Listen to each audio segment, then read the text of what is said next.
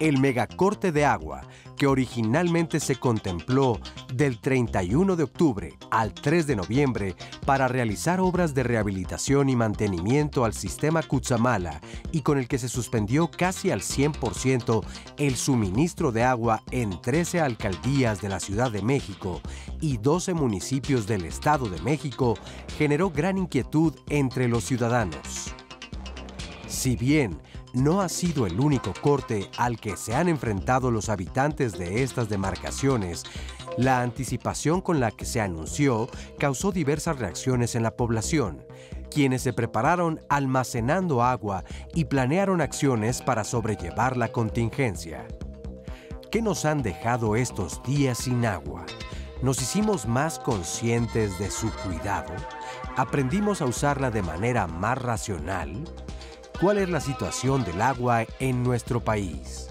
Hoy, en Diálogos en Confianza, reflexionemos sobre el desabasto de agua. Pues, ¿cómo está? Bienvenidos, bienvenidas. Digo, hace unos días no teníamos agua, pero ¿qué tal hemos tenido agua? Sobre todo lloviendo en la mayoría de los estados de la República de unos días para acá. Sin embargo, qué tristeza, porque el agua de lluvia en este país y sobre todo en esta gran ciudad que es la capital, se nos va por un tubo, literalmente. O sea, ni siquiera se usó y se nos va por un gran tubo. Y es terrible porque, fíjense, de acuerdo con cifras del INEGI, casi 3 millones de hogares carecen de líquido. ¡Wow! Y el resto además la reciben pues terciado o 2 veces a la semana, o se tienen que acabalar con pozos, con ríos, ¿no? Caminándole horas para poder tener. Y 13 alcaldías de la Ciudad de México, 12 municipios del Estado de México. Hace un par de semanas tuvimos una contingencia que luego se volvió emergencia porque resulta que no quedaba la obra y entonces ahí sí sentimos que era vivir sin tanta agua, ¿verdad? Por más que ahí teníamos nuestros tambos. Yo les invito a que hoy se queden con nosotros, que nos cuenten, ¿verdad?, también cómo les fue de corte y demás, pero que nos reporten lugares con poca agua y que aprendamos a vivir con el agua solo la necesaria. De veras, no es tan difícil. Vamos a agradecer a nuestras intérpretes de lengua de señas mexicana, Fabiola Ruiz y Lía Vadillo. Muchas gracias, chicas, por ayudarnos hoy, y también a mi querida Sandra. ¿Cómo Hola, estás, Fer, muy bien. Sandra? Pues muy contenta ya de leerlos. Tenemos la transmisión en vivo. Acuérdense, en Facebook Live, todos nuestros programas a través de Facebook los pueden ver. Y después en YouTube se quedan para que usted los consulte con el tema de su interés y con la fecha ahí los puede buscar. Oigan, pero desde que se subió el tema a las redes, así de respuestas, ¿eh? Sí. Creo que pocos han tenido tanta respuesta inmediata. Está increíble la participación de toda la gente porque también nos da la posibilidad de que nos vea usted en cualquier lugar y en cualquier horario que le convenga. Y bueno, pues ya saludamos también a quienes nos están mandando tweets desde temprano cuando anunciamos el tema. Bueno, desde ayer, por ejemplo, Miguel Ángel Fuentes, Miguel A. Fuentes dice, buen día, besos a Fer, y nos saluda también a mí, muchos saludos, porque siempre deja un comentario del tema, igual que Víctor Pureco, que dice, es vergonzoso que en la capital de México se sufra por esto. Hablábamos, Fer, de estos extremos, ¿no? O mucha agua, sí, o escasez de agua. Se sufre o sufrimos viendo cómo se desperdicia en otros lados. O las inundaciones y que no haya suficiente captación. Bueno, de todo esto vamos a hablar. Nardo Vargas nos dice, es bueno meditar sobre la necesidad del agua en este tiempo. Es muy necesario meditar esto, pues se ocupa la mayor parte en las actividades que realizamos. ¿Y qué sería de ella, qué sería de nosotros sin ella? Entonces, ahí les dejamos esa reflexión para arrancar. Oigan, ¿qué les parece que vemos lo que nos contestó nuestro público? ¿Cómo les fue de corte? Y ahorita ya presentamos a nuestros panelistas. De antemano agradeciendo al público presente aquí con mucho frijolito, ¿verdad? Pero les agradecemos mucho estar con nosotros y a ustedes que nos acompañan en todos lados. Adelante. Sí me afectó porque, mire, yo trabajo en un condominio y venimos a hacer limpieza y todo eso, pues entonces no pudimos trabajar por falta del agua. Pues me fue bien porque yo aparté mi agua, me previne y siempre hay que ahorrar el agua porque en algunos años no vamos a tener nada. Vivo en una zona residencial de alto nivel económico y allí no se sufrió ningún corte de agua. Yo vivo en la zona de Iztapalapa, entonces ya estoy como que acostumbrada, ¿no? Pero sí noté que hubo más falta de agua, entonces pues tratarla nada más de cuidar, ¿no? Vivo aquí en la delegación Cuauhtémoc y la verdad pues sí nos afecta mucho el corte del agua. De hecho ahorita vengo de la tintorería por lo mismo, a llevar ropa a la tintorería porque pues no queríamos gastar lo poquito que tenemos. Pues fíjate que no me afectó tanto porque el edificio donde yo vivo es una cisterna grande, tiene una cisterna grande, pero a mi abuela, por ejemplo, que vive en el edificio de al lado, sí le afectó y pues sí, claro que hay que estar juntando agua o estar muy precavidas, ¿no? Y creo que es importante porque en aras de no usar tantos trastes, no usamos a veces de unicel, pero esto también contamina, entonces realmente sí tenemos que pues tomar una conciencia de qué hacer de una manera integral para ayudar al planeta, ¿no? No faltó agua en mi edificio, claro que debe haber sostenido la cisterna el gasto y los vecinos, incluyéndome a mí, tratamos de no gastar mucho. Pues apartamos suficiente, pero no alcanzó. Sí sufrimos un ratito. Pero pues ni modo aguantar y tener que comprar un poquito de engarrafones. Y en botellas grandes, ¿qué puede uno hacer? Tuvimos que juntar botes, cubetas y lavar los trastecitos con el agua que salía. Ya ahorita ya más o menos ya se regularizó el agua y ahí, pero casi fueron 2 semanas de no tener agua. Y también la juntábamos para el baño, todo eso. No nos bañábamos, nos tuvimos que esperar de bañarnos porque no había agüita. Pero ya gracias a Dios ya hay agua. Pues como cuando estaba uno chiquillo y con catarro, ¿no? Que no se atrevían como que a bañarte completita las mamás.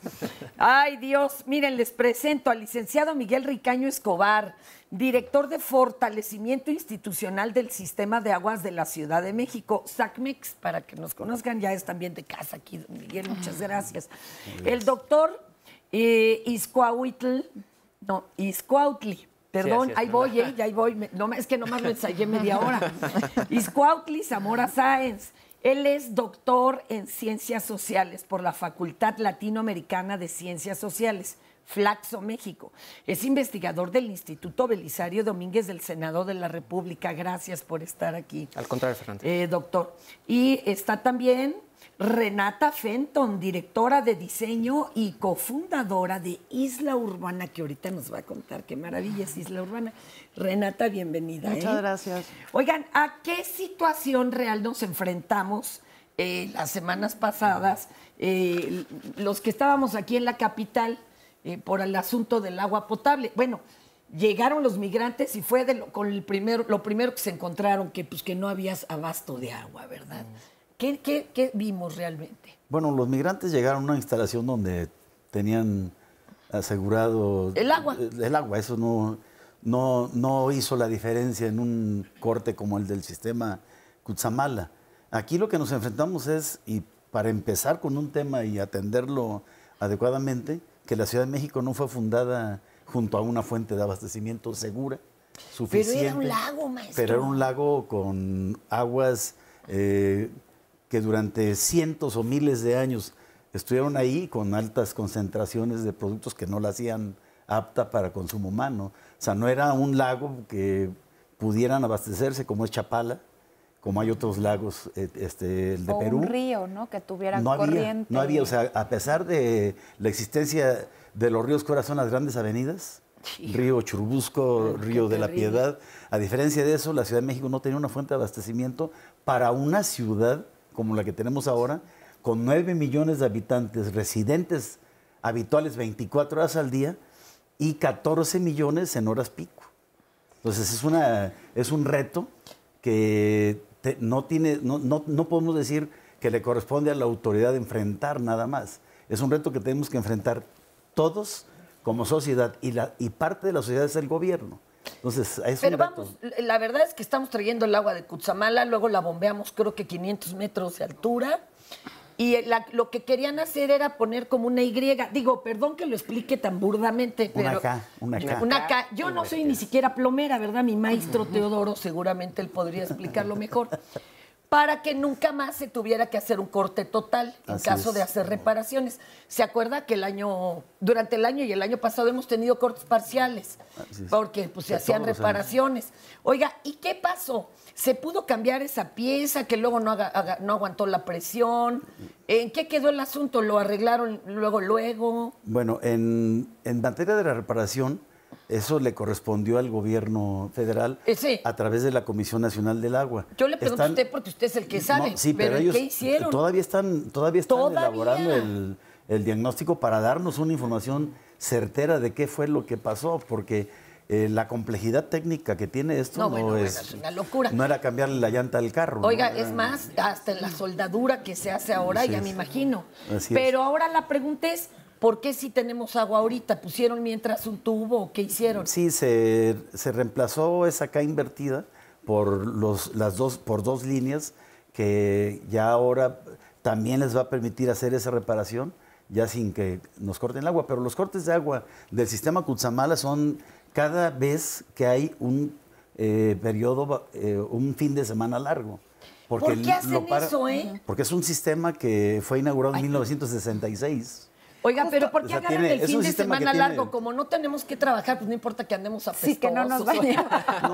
No, porque es necesario. Y hay menos gente en la ciudad. ¿Qué es el sistema Cutzamala? Porque lo escuchamos. Así los que no sabemos de estas ingenierías. A ver, que alguien nos lo explique. ¿Cómo funciona o por qué tan importante es para la ciudad? Pues platíquenos, ¿qué es el sistema Cutzamala que tanto se habla? Lo oímos muy famoso, pero ¿cómo funciona? Yo soy sociólogo, seguramente el ingeniero me corregirá en aquellas imprecisiones que comparta, técnicas. ¿no? Y ahí está. Mira, ahí está. Bueno, yo lo que quisiera regresar un poquito es un poco a la pregunta previa y vincularlo a lo del sistema Cutzamala. Yo creo que lo que vivimos en la semana pasada fue un choque de frente ante la vulnerabilidad hídrica de la ciudad. O sea, lo vimos cerquitita finalmente. Sí. No nada más los de Iztapalapa, no nada más los de Catepec, todos dijimos, ¡ay, canijo!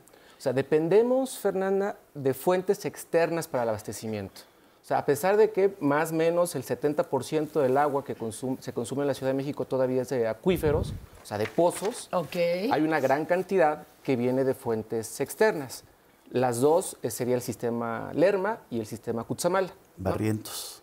El Lerma más o menos desde 1950. Yo tenía entendido que el Cutzamala empezó a funcionar desde el 82, pero dice que está desde el 60, desde la década de los 60. Sí, yo me acuerdo campañas en mi muy infancia que decían Sistema Cutzamala. Así es. ¿Sí o no? Y se oía la voz del locutor oficial, claro. Ya lo andaban levantando. Entonces, ha habido simplemente como ampliaciones del sistema, ¿no?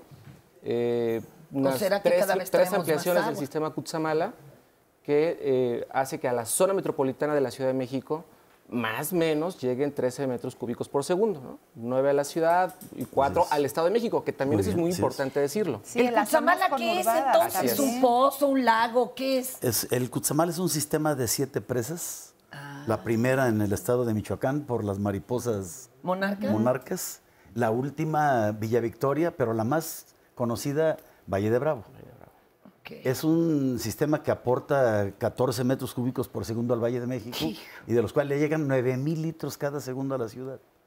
Aporta, esto no dependemos, la ciudad no depende al 100% de fuentes externas, pero sí el Cutzamala significa el 30% del agua que a nosotros nos llega, pero además... Estamos en lo alto y hay que subir. No, pues le llega a 13 alcaldías, a 2 millones de personas. El sistema Cutzamala originalmente era una instalación hidráulica para generar energía eléctrica al Valle de México. Se revocó su vocación para hacer para agua potable porque nos surgía agua en aquella década de los 60. Teníamos una crisis ya. La historia de la Ciudad de México en materia de agua es la historia de que cada vez que nos alcanza el destino, tenemos una crisis de agua. Y ahorita, esto tiene razón el maestro, el Cutzamala, al aportarle agua, esos 9,000 litros, por ejemplo, es un río, verdaderamente es un río, pues nos deja en un estado de vulnerabilidad. Oigan, es necesario hacer el mantenimiento. ¿Y por qué regamos las aguas negras a los que eran nuestros ríos como Churubusco, que era, ¿no? río Churubusco y luego viaducto, que era el río de la Piedad. ¿Por qué no echarlas a otro lado, las aguas negras, o encaminarlas de otra forma y que esa sea agua limpia que nos llegue y nos surta agua? ¿Es una locura o no se ha ocurrido que pueda hacer eso? No, lo que pasa, ya pasamos ahora al tema del drenaje sanitario de una megaurbe. Ya dejamos un poco el tema del abastecimiento de agua y luego, una vez que yo uso el agua, que voy al WC y que le jalo, ¿qué hace la ciudad con esa agua? Pues jalarla y botarla, y se botó desde el inicio a donde se pudo. Y lo botan donde se puede en todas las ciudades. A diferencia de la Ciudad de México, en otras ciudades las barrancas conducen los drenajes sanitarios hacia la salida de la ciudad, pero la Ciudad de México era un lago. Entonces la Ciudad de México la conduce a la planta. Los aztecas conocían ya el desagüe, cosa que no conocían los españoles, nomás la aventaban, imagínense la taza de noche por la ventana y al grito de aguas con las aguas. Renata, ¿cómo ves esto? ¿Sí crees que nos haya concientizado que sea un poquito de la importancia y de la fragilidad que hay en la relación de nosotros con el agua? Pues yo creo que sí, yo creo que cada una de estas como experiencias, nosotros lo vimos desde el proyecto Isla Urbana como un simulacro, o sea, es algo que va a seguir sucediendo y es algo que tenemos que tomar pues cartas en el asunto, ¿no? El sistema en sí, o sea, el sistema entre el Cutzamala y el sistema de drenaje es un sistema lineal en el que estamos consumiendo, trayendo agua desde lejos, utilizando agua de los acuíferos, consumiéndola, contaminándola y tirándola. Y eso es muy poco sustentable. Entonces, a largo plazo, es muy importante que veamos ese componente de la cuestión del agua y nos concienticemos también de cómo podemos aprovecharla de mejor manera. Como decía el doctor, pues no podemos, el gobierno no lo puede hacer solo, también necesita que nosotros ayudemos. Además entendamos que si ya ensayamos, ¿verdad?, durante unos días, cómo lavar con menos agua, cómo bañarnos con menos agua, cómo guardar el agua que salía de los trastes para echársela al WC, pues yo creo que podríamos seguir viviendo así, claro. Implica un poquito más de esfuerzo, pero creo que va a ser necesario. Oigan, ahorita regresamos porque no se crean que está tan fácil. Además hay un chorro de fugas. Ahorita venimos. Regresamos aquí en Diálogos y fíjense qué interesante, porque de acuerdo con la doctora María Luisa Torregosa, profesora investigadora de tiempo completo en la Facultad Latinoamericana de Ciencias Sociales, Flaxo, y coordinadora de la Red de Agua de la Academia Mexicana de Ciencias, fíjense, el acceso al agua y su calidad es un problema de desigualdad social. Esto en su distribución, tanto en municipios conurbados como en las alcaldías de la ciudad, que ya colapsó la vida social del Valle de México. O sea, ya esto fue el empezóse del acabose, ¿verdad? ¿O cómo lo tenemos que ver? Vamos a ver el testimonio de la señora Ernestina y ahorita lo platicamos. Mi nombre es Ernestina Bravo García, yo soy de la colonia Lomas de San Lorenzo, delegación Iztapalapa, y les voy a platicar un poquito del problema que tenemos nosotros con el surtido del agua para la colonia, ¿sí? Por medio de la red no tenemos suficiente agua, es tandeada. Hay ratitos nada más que tenemos agua, o son a veces hasta meses enteros en que no tenemos nada de agua. Acudimos a sistemas de agua de la Ciudad de México y nos atienden el ratito que vamos todos los de las colonias de la delegación y hasta ahí. 2, 3 días bien atendidos, llega el agua, cuando nosotros regresamos de allá, pues ya todo el mundo tiene agua en la llave, pero ya pasando 3, 4 días, otra vez volvemos a la misma escasez. Nosotros cuando nos llega el agua por la red, es que nos llega muy sucia, con tierra, con cosas que da mucho problema utilizar esa agua, ¿sí?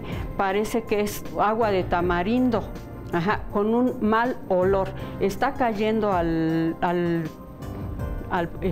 recipiente y está desperdigándose el mal olor, ¿sí? Parece que estamos parados junto a la coladera de drenaje o no sé de qué, ¿sí? Está llegando muy de color amarillo, oscuro, se asienta el agua, hay cabellos, hay cosas muy feas. ¿Sí? No puede uno ni describir, trae a veces hasta gusanos, sí, el agua. No la podemos utilizar más que para lavar ropa o para los baños, lavar los patios, ¿sí? Totalmente en alimentos, todo mundo aquí gastamos para comprar agua de garrafón, ¿sí? Todo, no lavamos ni frijol, ni verduras, ni nada con esta agua. Todo es lavado, utilizado en la cocina con pura agua de garrafón. ¿Qué tal? ¿Qué tal, doña Ernestina? Y tenemos muchos testimonios de ese tamaño, ¿no? Fer, lo que gastan en pipas y en garrafones, por ejemplo, o como nos dice la señora aquí en Twitter, Ketchus, así se pone en Twitter, dice, en Ecatepec hace 5 años no hay agua de manera regular y dice, la propuesta sería que se arreglen las fugas de agua y haya cuotas, se coloquen medidores que tengan el servicio quienes paguen y dice no a las pipas porque representan corrupción e impunidad. Y sobre este tema de Ecatepec, dice él y la otra persona que se pone en Twitter, la tía Pelucas, dice no hay agua. La mayoría de mis vecinos están conectados a la toma directa y solo así una vez a la semana tienen agua. En otras colonias no dejó de caer con este corte, pero dice, en mi domicilio cae cada 2 meses. Y por acá también nos reportan de la colonia San Rafael, dice Isela Vázquez, yo pienso que no solo las personas que ya viven así con poca agua están acostumbradas a cuidarla. Mi mamá vive por la San Rafael, casi siempre a partir de las 3 o 5 ya no tiene agua y dice, donde yo vivo, en la Álvaro Obregón, se me fue y bueno, seguido hay fugas de agua potable. Sí, pero fugas también ahorita vamos a aclarar que no solo son las de nosotros, ¿no? En el baño y todo, ahorita nos van a platicar de cuándo data toda esta tubería. Ya se unió aquí al panel la maestra María Márquez Dorantes. Gracias, maestra, por venir. Hola. Coordinadora internacional de la Red de Cuerpos de Agua de la Ciudad de México, RECA CDMX.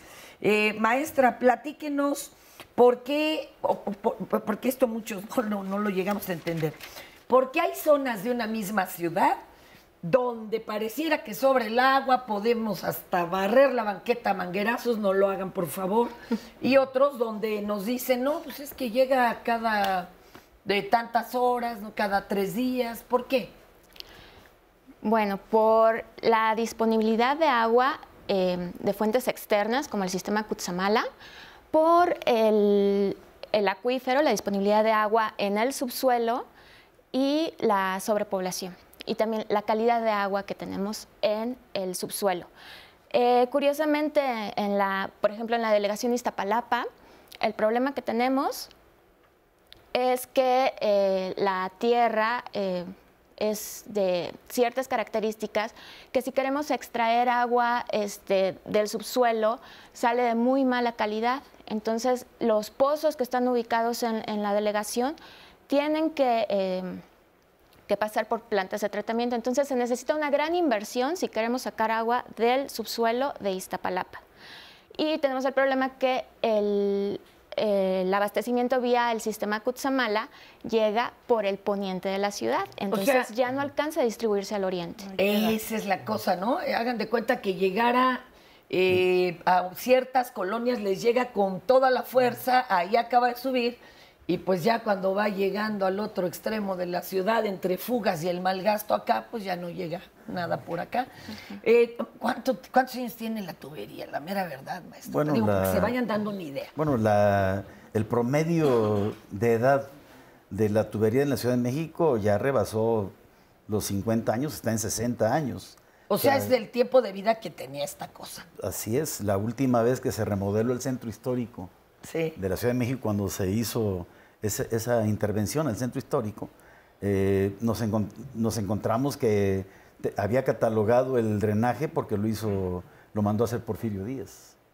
Entonces así está la ciudad. La ciudad ya requiere de una inversión organizada, porque no se puede levantar al mismo tiempo 12.600 kilómetros de redes. 12.000 kilómetros. No, es de aquí a Sudáfrica. Pero ¿y cómo se le hace? O sea, ¿se interviene un tramo, luego el otro tramo? O sea, ¿cómo es esto? Es una planeación. Ajá. Una planeación que el director del sistema de aguas, el ingeniero Ramón Aguirre, ha dicho que tiene que ser un plan a 25 a 30 años. No es Oiga, un plan, ¿y lo están echando a andar o no? El plan, el problema de financiamiento es que vemos que el agua es vital para nuestras vidas, pero en los presupuestos desde la Cámara de Diputados, de los congresos, no se refleja que eso sea vital.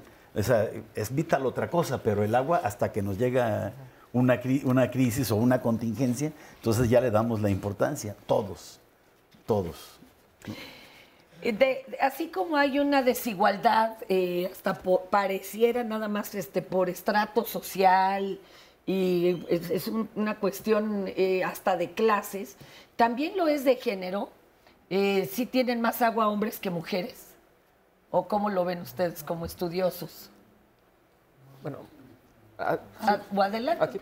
Bueno, una muy querida amiga, la doctora Amalia Salgado, hizo un estudio en la delegación Tlalpan, como un estudio de caso que nos permite a lo mejor asomarnos a una ventana de lo que puede pasar en el resto de la ciudad. Lo que ella veía estudiando asentamientos irregulares, ¿no?, en suelo de conservación de esa delegación, es que quienes hacen las principales como negociaciones o trabajos y faenas diarias para abastecerse de agua mediante los piperos, o sea, el sistema de tandeo, son las mujeres. Entonces, pues porque a lo mejor son las que están más encargadas de la unidad doméstica, están más tiempo en casa. Entonces, como lo comentaba el testimonio de Ernestina, pues hay que estar a las vivas cuando pase la pipa, y después ahí también hay relaciones pues bastante violentas, ¿no?, de corrupción, de hostigamiento, y son las mujeres las que principalmente están haciendo lo enfrentan. Entonces ahí sí también como un ejemplo o una dimensión de esta desigualdad, las mujeres sí tendrían una mayor vulnerabilidad ante estos fenómenos de escasez sistemáticos que suceden en la ciudad. O sea, esta fue una semana para toda la ciudad. Pero lo que hemos platicado en este momento introductorio es que la crisis hídrica y la vulnerabilidad hídrica es permanente. Sí. Y hay zonas de la ciudad que la están viviendo, o sea, que es su día a día, ¿no? Y no solo en zonas de la ciudad, sino en muchos otros lugares. De acuerdo. Las que le caminan hasta 2 horas por agua son normalmente mujeres y pues niños y niñas, ¿no? Que niños después se irán al campo y las mujeres tendrán que seguir caminando horas por esta agua. O sea, sí está complicado. Oiga, licenciado Miguel, cuénteme. Sí se va a privatizar el agua. Ese es un tabú.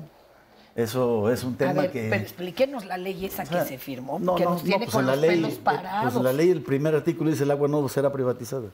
Pero, a ver, ahí voy. Sí, todos tenemos derecho al agua, pero ¿y quién te la acerca a la casa? Eso es lo que le cobran a uno. Y al parecer ya cualquiera iba a poder distribuir el agua y esto se iba a prestar a que se la acercaran a quien les diera más varo, pues refresqueras, mineras, en una de esas pues, se olvidan de nosotros los de a pie o los del campo, ¿no? Bueno, ahí estamos hablando ya de un contexto de una ley federal, de una ley de carácter federal, no de la ley local que aplica para la Ciudad de México. En la ley federal sí había por ahí ciertos componentes en donde el acopio o la disposición de las fuentes pudiera ser concesionada. Exacto. A particular, pero aquí estamos hablando ya de un esquema federal del agua, o sea, no de la operación del problema de desabasto, de la operación que hay en la Ciudad de México. Es un tema completamente distinto. Para el tema de la Ciudad de México, la palabra privatización, en los que operamos el servicio, en los que administramos el servicio, en los que estamos dando el servicio a la ciudad, no existe en nuestras mesas de trabajo. ¿Y cómo lo ven, por ejemplo, en Isla Urbana? O sea, ¿ustedes vieron esto como con peligro? ¿No es peligroso? ¿Cómo lo ven ustedes? Yo creo que sí es peligroso. Creo que, o sea, nunca, si no hay algún control como sobre esa agua y es inherentemente pública y que el acceso sea igualitario, siempre puede haber problemas. Creo que a nivel donde nosotros nos enfocamos más es el entendimiento desde la comunidad. Muchos de los retos que se ven a esa gran escala se representan en la vida de las personas en las comunidades donde nosotros trabajamos. Entonces, desde esa perspectiva, claro que nos importan las comunidades, tanto las comunidades indígenas, donde hemos trabajado también en el país, como las comunidades en zonas periurbanas de la Ciudad de México. ¿Ustedes cómo lo ven en sus estudios, Doc? La parte de la privatización. La supuesta privatización, sí. Coincido parcialmente con lo que dice. ¿Puedo decirte, Miguel? ¿verdad? Claro, sí. Claro. Con lo que dice Miguel, parcialmente. Oye, aprovechate ahorita porque después ya no, ¿verdad? No, ¿cómo crees? Ya nos vamos. Sí, es cierto. Coincido parcialmente. O sea, creo que esta como discusión que se dio en torno a algo que se denominó como privatización del agua, o sea, te refieres a los decretos, ¿no? Sí, de mayo, junio, ¿no? Creo que esa palabra sirvió como para condensar una serie de preocupaciones que tienen organizaciones de la sociedad civil, que tiene la academia, de que en ningún momento dado se ponga en riesgo el derecho humano al agua y que esto, o sea, este riesgo sería si se pone a la iniciativa privada como intermediador de quien te ofrece el servicio. Condensa eso, me parece que a lo mejor no es tan preciso, porque no es que los decretos estén diciendo que vamos a contratar a la iniciativa privada o a empresas privadas para que se carguen del sistema de abastecimiento y dotación de agua potable urbano. Pero el tema era sobre que a final de cuentas liberas cantidad de agua y después esa agua se va a concesionar. ¿A quién se va a concesionar? Esa es la pregunta, ¿no? Ojo, concesionar es que estas empresas, digamos así, van a poder a su vez tener la obligación de suministrar, llevar, acercar el agua. El problema es que pues ellas pueden decidir a quién más y a quién menos. Digo, que igual lo reglamentan, pero pues quién dice que no se haga por debajo del agua, ¿no? Pero, o sea, no sé si sea tanto así, Fernanda. O sea, vamos a tratar de ponerlo con un ejemplo, ¿no? A ver. O sea, supongamos que en una cuenca tú tienes 200 metros cúbicos por segundo, ¿no? O sea, es la disponibilidad de agua. Y en ese momento tienes para diferentes usos, o sea, el doméstico, el industrial, el agrícola, ya unos 100, ¿no? Y los otros 100 metros cúbicos por segundo, por decreto dices, esos no se pueden utilizar, ¿no? Eso es para el funcionamiento del ciclo hidrológico de la cuenca. Ahí están reservados. Ah, qué interesante, ok. Lo que hacen los decretos es decir, a ver, pues ya puedes utilizar puedes tener acceso, vamos, en este ejemplo hipotético, a otros 50 litros. A otros 50 metros cúbicos por segundo. Esos 50 metros cúbicos por segundo va a haber usuarios que dicen, yo quiero parte de esa agua, que pueden ser industrias, pueden ser organismos operadores de agua. O sea, estarían al mejor postor. Pues no debería. No. Oiga, no debería. No, pero no estaría, no es así. No. O sea, no decir, oye, yo quiero el agua y viene. No. O sea, no está definido bien la reglamentación precisa, pero los ciclos del agua obedecen a razones de carácter también técnico de explotación. O sea, no se puede decir, oye, me sobran 100 y ya te van. No, espérame, porque hay un ciclo. Tiene que ver, sí. Hay un ciclo, hay un equilibrio, es la palabra correcta. Es un equilibrio, hay leyes ambientales, o sea, hay una serie de procesos y sobre todo una cuestión de carácter técnico, de uso y cuidado, que no pueden hacer. ¿Y cuándo hemos seguido aquí en las leyes? No, sí, claro que sí. No, bueno, claro pero sí. Espéreme. Pensemos en el huachicol, maestro. Ah, bueno, o sea, sí, hay, pero estaba involucrada hasta la gente de adentro de Pemex. Y el Cutzamala tiene también el Exacto. Cutzamala también le roban agua, ¿no? Ahora imagínese que alguien que se lo concesiona para que esté en el servicio de la distribución nos diga, pues ha caído menos agua y se está yendo a otros mejores postores, que no seguramente serán los campesinos o los de a pie. Esa es la preocupación, que ojalá fuéramos personas dignas, honorables y congruentes, perdón. Es que el problema del agua es un problema de gobernanza. Exacto. O sea, lo que nos afecta en otros aspectos, como mencionas, energía, nos está afectando también en agua. Entonces, la representación del ciudadano, la defensa del derecho humano al agua, ¿en dónde está? ¿cuál es la representación que tienen los ciudadanos en los consejos de Cuenca? En donde se decide, bueno, tanto se va a ir para la agricultura, tanto para la industria, tanto para el uso que ser público auditado urbano. cada instante, ¿no? Exacto. Sí, imagínense, qué miedo. Perdón, adelante, Sandra. Tenemos algunos segunditos, nos dicen acá, bueno, también reportes de fugas de agua, nos Ahorita dicen le que no vamos hay a agua mandar en un Tlalpan cerdo. desde el corte, en Iztapalapa. Regresando se las leo con más calmita. Ay, Dios. Estamos en el Centro para la Sustentabilidad Incaliscahuicopa. Este centro está formado por 3 figuras institucionales: el Programa de Investigación Sierra Nevada de la Universidad Autónoma Metropolitana y por una asociación civil, Guardianes de los Volcanes, además de una cooperativa, Estudios y Proyectos Sierra Nevada. El Centro para la Sustentabilidad tiene 5 líneas de investigación. Tenemos la línea de investigación de bosques y biodiversidad, el área de agroecología, el área de línea pecuaria, tenemos la línea de investigación con los residuos sólidos y por último la línea de agua y territorialidad, donde hemos estado realizando estudios del agua y del territorio en la subcuenca de los ríos Ameca-Meca La Compañía, en donde incide también la delegación Iztapalapa. En esta delegación hemos desarrollado varios estudios. No hemos descubierto el hilo negro, la población conoce la mala calidad. Es sabido que es de pésima calidad, sobre todo nada más con observar su turbiedad, su color y aparte el mal olor que tiene. Es un olor a huevo podrido, síntoma de que contiene ácido sulfídrico. Bueno, confirmamos esto de que contiene ácido sulfídrico, contiene fierro, altos niveles de concentraciones de fierro, de manganeso, de magnesio, de sodio, entre otros metales. Con esto estamos detectando mala calidad procedente de sistemas de flujo que están siendo atraídos por la extracción. Se está succionando, se está movilizando iones, moléculas que le confieren esa mala calidad al agua.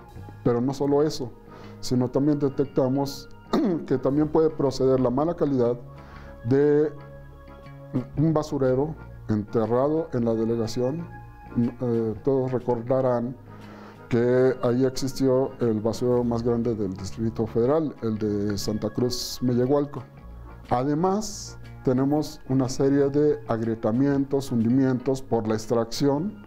Son 77 pozos extrayendo agua en el subsuelo y están despresurizando el subsuelo. Con esto se está deformando, se está hundiendo y agrietando. Estas grietas son vías de transporte de contaminantes. Todo lo que se genere en la parte superficial va a estar viajando a través de estas grietas. Esa es otra fuente de contaminantes. Además, la deformación de estos materiales, pues se están rompiendo estas tuberías y se están mezclando en el subsuelo. Agua residual con agua potable. Y eso incrementa la humedad, incrementa la presencia de contaminantes en el subsuelo. Pues ahí está información. ¿Qué tal, Fer? Y acá voy a complementar lo que estábamos escuchando. Sí, y, por bueno, favor. porque hay muchas opciones, ya estamos viendo en diferentes cápsulas que nos preparó la producción, algunas sugerencias, incluso nos están preguntando aquí si hay tecnologías que se pueden instalar en las casas habitación para aprovechar el agua residual de nuestras actividades diarias. Más adelante vamos a ver la cápsula de precisamente lo que ustedes hacen, Renata, pero ahorita nos ayudas también a adelantar un poco en respuesta a lo que nos dice aquí Creo Hernández en Facebook. También nos dicen, el ser humano necesita ser educado para cuidar el agua. Carmen Colín dice, yo viví en una zona en donde no había abasto de agua, aprendí a recolectarla. Por ejemplo, el agua con que se baña uno la utilizaba para el baño, para jalar la taza, después el agua con la que lavaba o de la lavadora la usaba para lavar el patio, los trastes los lavaba con la antigua agua de la tina para no gastar. En fin, hace varias sugerencias. Después Rosario también nos dice, no estoy de acuerdo con la privatización del agua porque no todos podemos pagar, es un líquido vital que todos necesitamos. Oye, pero ya hay varios que están reportando que en este desabasto sí les llegaron pipas, pero les cobraron. Exactamente. El servicio fuera de la ley. Reportan corrupción. Pues, ¿qué haces, verdad? Reportan corrupción de esto, de los sistemas de pipas, que incluso llegaron a pagar casi que de a peso el litro. Una cosa así. Más o menos. Nos dice cuando no debía de haber sido así. Bueno, hubo un proceso en este megacorte en donde a casi cada pipa iba acompañada por un funcionario de la Contraloría. O sea, hubo mucha revisión. Y hubo mucha comunicación para decirle, a ver, si alguien te quiere cobrar un servicio gratuito, aquí está. Aquí cómo proceder como ciudadano. Pero si también el ciudadano, cuando hay una conducta así, se queda callado, ¿qué se convierte? En cómplice, hay que denunciarlo. Hay que denunciar. Hay que denunciar con firmeza porque hay autoridad ahí que está cuidando al pipero que sea gratuito. ¿Quiénes abusaron? Abusaron los servicios privados, los que no estaban formando parte del operativo público. ¿Cómo reconocer entre los que son del operativo público cotidiano, que van a Iztapalapa y todo esto, y los privados, que bueno, pues a eso se dedican? Bueno, en primera la pipa va identificada con una manta que dice servicio gratuito. Dice servicio gratuito. Aquí cuando hay, bueno, ya pasó, pero nosotros estuvimos en medios informando que no hubiera desesperación con que el pipero afuera se llame dejar el servicio, porque había un puesto de mando por cada alcaldía para hacer una revisión muy particular de cada petición de pipa para que cumpliera con el objetivo a donde iba destinado. E incluso el operativo que consistía en tener 4,500 pipas al día, durante todo el desabasto jamás fue rebasado en su capacidad de operación. A ver, acá hay un reporte de 1,200, pero no nos dice cuánto. Dice, este desabasto lo que me enseñó a cuidar más el vital líquido, 4 días sin agua y tuve que comprar una pipa en 1,200, pero no nos dice de cuántos litros. Claro, pero entonces, a ver, a eso sí hay que diferenciar. Así es. 10,000. ¿Era servicio particular o fue así a la gandalla? Eso es lo que hay que diferenciar, ¿verdad? Y la pipa, iba acompañada por un funcionario, un servidor público de la Contraloría. Y aún así era más grave la mordida porque entonces doble. No, ¿cómo que? Aún así fueron insuficientes, Fer, porque en la escuela de mis hijas todavía el jueves pasado, que no fue el del supuesto corte, sino una semana después se suspendieron clases porque se solicitó la pipa desde el lunes y nunca la consiguieron. Entonces, o sea, se solicitó el servicio gratuito. No, o el como fuera, porque la escuela se quedó, toda la colonia se quedó sin agua y pues ya no había pipas porque ya había pasado todo el fin de semana del puente y no alcanzaron a conseguir la pipa para que llegara. ¿Hubo algún desabasto, maestro? Bueno, todas las escuelas, aquí hubo, con las escuelas al principio de la organización de la contingencia, que se dividieron en dos, porque trabajamos el sistema de aguas y el gobierno de la Ciudad de México con la Secretaría de Educación Pública. Se dividieron en dos en este sentido. Las escuelas que tenían cisterna o almacenamiento y las que no tenían forma de almacenar. A las que no tenían forma de almacenar días previos a la contingencia, se les dotaron de tinacos. Y antes de la contingencia empezamos un programa de abasto a escuelas y a hospitales. Tuvieron prioridad escuelas, reclusorios y hospitales. ¿Pero escuelas particulares o no, escuelas particulares, la normatividad de la Secretaría no permite abastecerle de agua gratuita. Mire usted, eso está interesante. ¿Y qué se tenía que hacer? ¿Se podía solicitar a ustedes, pero había que pagar algo? Sí, las escuelas particulares no estuvieron formando parte. Sin embargo, cuando una escuela particular nos exponía que no le había llegado la pipa ni contratada, lo hicimos. Por ejemplo, ya días previos en la contingencia salen el comercio organizado de la Ciudad de México a decir que le iba a afectar económicamente porque era el puente más importante, que es nuestras fiestas de muertos. Y entonces diseñamos un programa, se le anexó un programa para atender, bueno, los panteones estaban considerados, pero los mercados públicos no. Y entonces el programa consistió en rentar la Secretaría de Desarrollo Social pipas de 45,000 litros para abastecer mercados públicos. Y entonces pudimos también abastecer comercios que nos fueron requiriendo, que ni llamándole al privado podían hacerlo. Una pregunta. cómo funciona eso del privado. O sea, el privado, ¿a dónde se presenta y saca el agua? Bueno, ¿Se las compra a ustedes? Sí, el Código Fiscal para la Ciudad de México establece la venta de agua en garzas públicas, de venta de agua que ellos adquieren, pagan en finanzas, adquieren un vale y llenan su pipa todo el año. Y entonces yo les llamo y van y lo pueden servicio de surtir. pipas particular. De acuerdo, de acuerdo. O sea, ellos a su vez lo que están haciendo pues prácticamente es trasladarla y la ganancia, ¿no? Así es, así es. Oigan, a ver, en unos lugares más, ¿qué problema tuvieron respuestas? Aide, ¿en qué colonia? Yo vengo de la colonia Miravalle, de la alcaldía Benito Juárez. Tuvimos el día 31 sin agua, pero los demás días que dijeron que no iba a haber agua, sí tuvimos agua, como le nombran ahorita ustedes, tandeada, en la mañana o en la tarde, pero no nos faltó el agua. Cuando dijeron que se iban a extender los días, entonces sí nos faltó el agua, pero hubo una personita dedicada a ver lo de las pipas de la colonia y sí nos llegaron las pipas de la alcaldía Benito Juárez. Y aunque no teníamos cisterna, porque en la colonia Miravalle no tenemos cisternas porque había un pozo ahí que nos daba el agua, nos llenó tinacos por tinacos. Algo bien importante, y le quiero dar las gracias, señor, de que ahorita en la colonia Miravalle nos están haciendo un trabajo especial de obra hidráulica.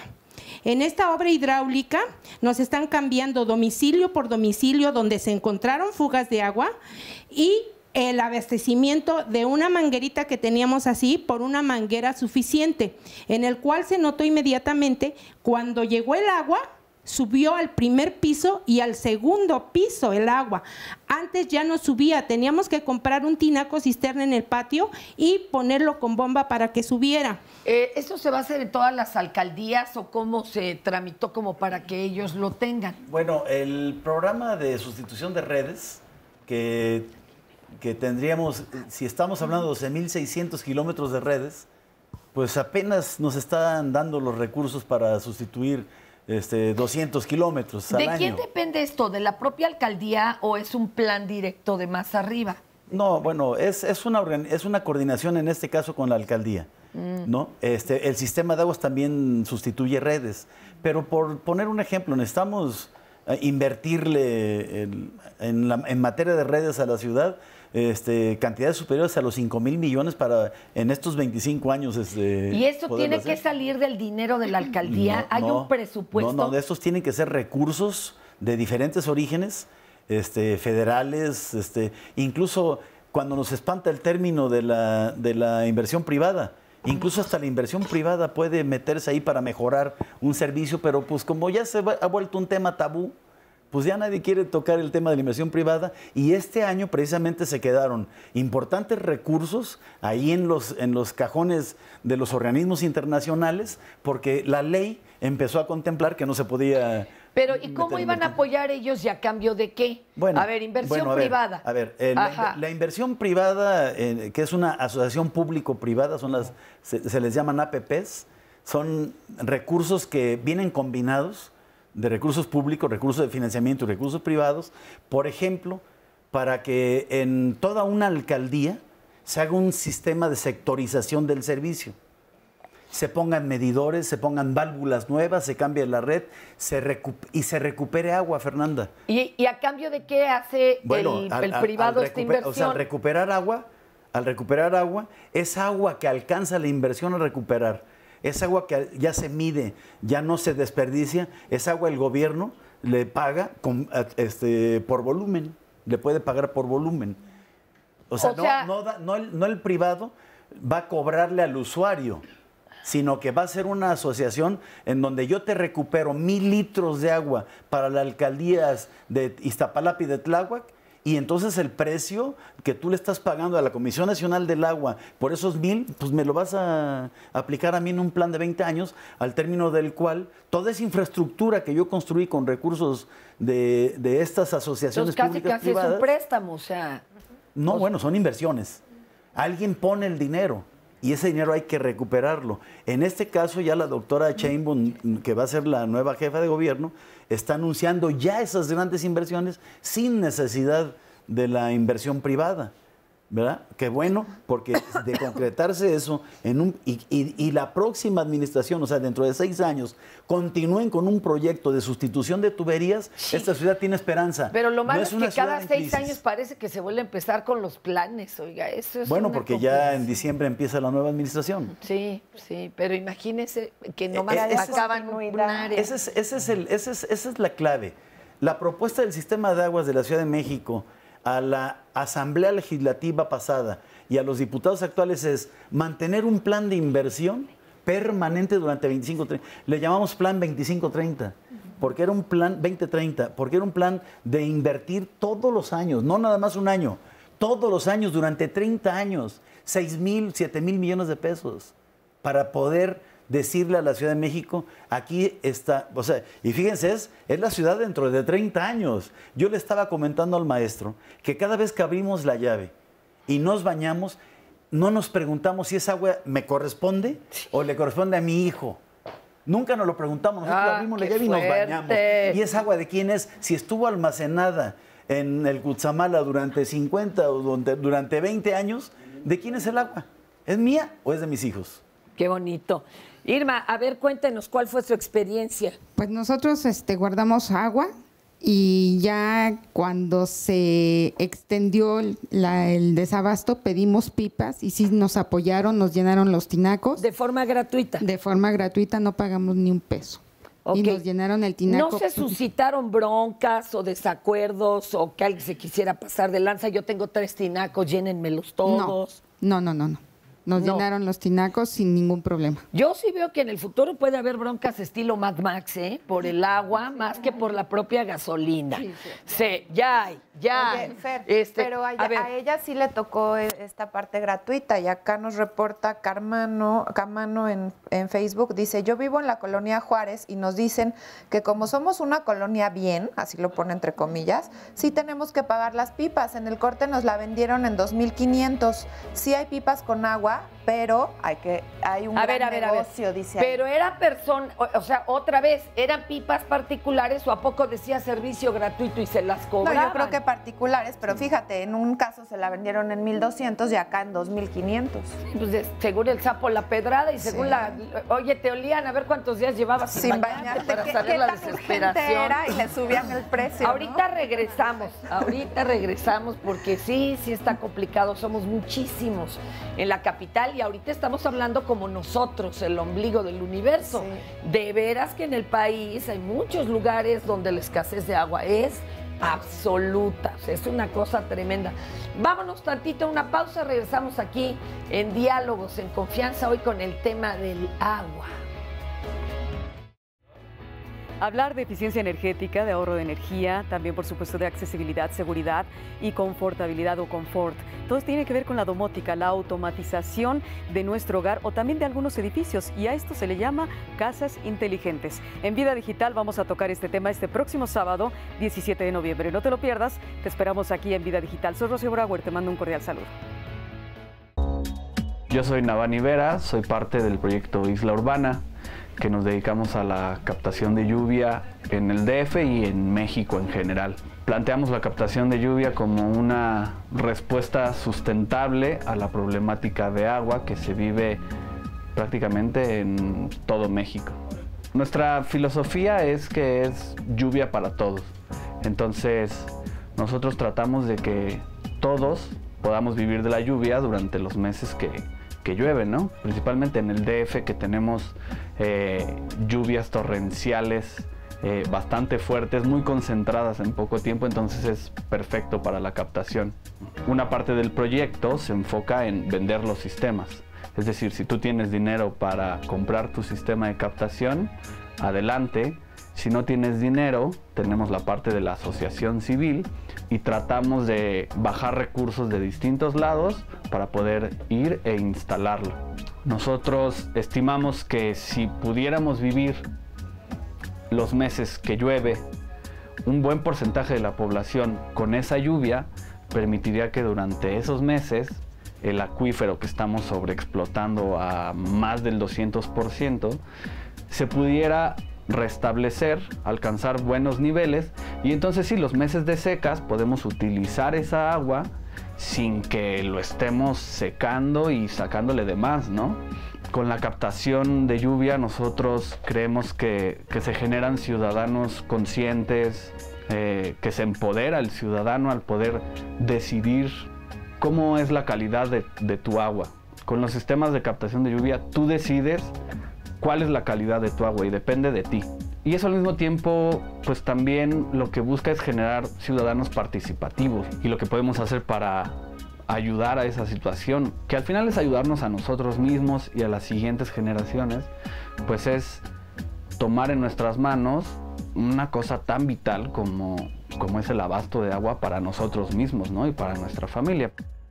Ya me estoy poniendo, Fer, ya me estoy poniendo de acuerdo con Renata para que vayan a ver en la casa qué se puede hacer, porque de verdad, con la cantidad de lluvia que tuvimos este año, que todavía ayer tuvimos, es increíble que no la podamos aprovechar, Renata. ¿Qué se puede hacer? Ya escuchábamos algo en la cápsula, pero ayúdanos a algunos detalles. Por ejemplo, esta agua, ¿qué tan limpia queda? ¿Qué tan posible es usarla, incluso hasta para beberla? Claro que sí. El agua en sí, el agua de lluvia, el agua que nosotros consumimos en la ciudad fue agua de lluvia en algún momento. La diferencia aquí es que tienes que diseñar muy bien un sistema de captación. No es nada más es canalizar el agua del techo y ponerlo en un tambo y usarlo. Es que dicen que es lluvia ácida, sobre todo en un lugar tan contaminado como el nuestro. O sea, ¿sí sirve o cuántos minutos no sirven y luego ya sirve? ¿Cómo está eso? Sí, nosotros separamos, o sea, quitamos los primeros 10 o 15 minutos de cada aguacero, que eso básicamente la mayor cantidad de contaminantes se va a quedar o no va a entrar a la cisterna, reduciendo en un 70% cualquier contaminación adicional que pudiera estar en la superficie del techo o en el aire. Pero por otra parte, también cada paso de un sistema de captación va limpiando el agua, de tal manera que ya al punto final, después de varios filtros, tienes agua que puede ser hasta para tomar. Qué maravilla. Qué interesante. Oye, y por ejemplo, ¿cómo hacen en las construcciones, como en la mayoría de los casos en nuestra ciudad, que son techos planos, a diferencia de otros países en donde se usan estos dos techos? ¿Qué instalación se requiere para que se pueda caer el agua? ¿Y es muy caro? La mayoría de los techos en la Ciudad de México son losa de concreto, pero también hay techos de lámina. En el caso de los techos de losa se ponen disparos, que son tubos salientes de tubos de PVC, y esto todo se canaliza a un mismo punto que pasa a través del sistema de captación. Por otra parte, los techos de lámina se le pone canaleta y esa también se canaliza. No es muy caro, es algo que ya es parte de la infraestructura de la ciudad. Estamos calculando que alrededor del 60% de las casas de la ciudad ya tienen algún tipo de almacenamiento, cisterna y bomba, que ese es uno de los costos más altos, digamos, del sistema de captación. Sí, es que sí es maravilloso pensar que se pueda usar, sobre todo si todo, por ejemplo, pensábamos y platicábamos que en este año han llovido 7, 8 meses del año, entonces se podría casi todo el año prescindir de otro servicio de agua si captáramos el agua de la lluvia. Sí, estamos calculando en promedio los sistemas que están instalando un techo de alrededor de 60 metros cuadrados con un tinaco o cisterna de 5,000 puede cubrir un mínimo de 6 meses de las necesidades de agua de una familia. Esto contemplando los consumos en ciertas zonas periurbanas de la ciudad, pero los sistemas de captación pues tienen esa posibilidad de darle un adicional también a las casas, ¿no? Que tienen sistemas que están conectados a la red y por otra parte tienen un sistema de captación, permitiendo que las familias tengan mayor resiliencia también. Y sabes qué, Fer, por ejemplo, en las colonias en donde no hay este sistema de red, que por ejemplo aquí nos están hablando, ya van 3 llamadas que tengo de la colonia San Nicolás Totoloapan o de Pedregal de San Nicolás, en la delegación Tlalpan, que dicen que bueno, que no han regresado desde el corte de agua, no tienen agua, pero me comentaban que ellos de por sí no tienen agua, entonces podría ser una solución para este tipo de colonias. ¿Sí? Sí, nosotros ya llevamos tiempo trabajando en Xochimilco, en Tlalpan, en muchas comunidades que de por sí nunca han tenido agua. En el Ajusco, me decías. En el Ajusco Medio es donde empieza el proyecto, hace ya casi 10 años. Y la verdad es que tiene dos temas importantes. Esa zona de la ciudad, por una parte, pues hay mucha escasez y hay comunidades que no tienen acceso a agua, y por otra parte tienen una gran cantidad de lluvia. Si ves el promedio de la ciudad, es básicamente el doble de lluvia en la zona sur, en las zonas cerriles de la ciudad. Entonces ahí tienes un gran potencial para la captación de lluvia en estas comunidades. Y una muy buena solución. Oye, y acá tenemos también muchas vivencias que cómo pesan.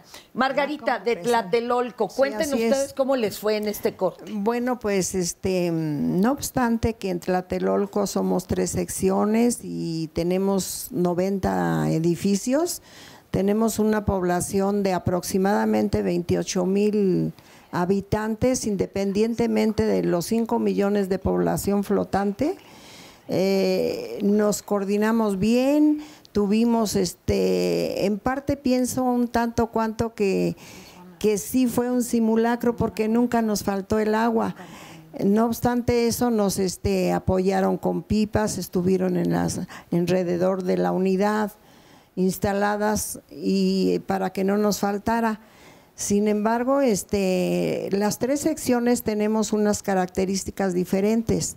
Nosotros en la primera sección, porque ya ahí vivo, y nos hemos organizado los vecinos del comité, pedimos, se desperdiciaba muchísima agua por las fugas de una tubería muy vieja de 52 años de antigüedad.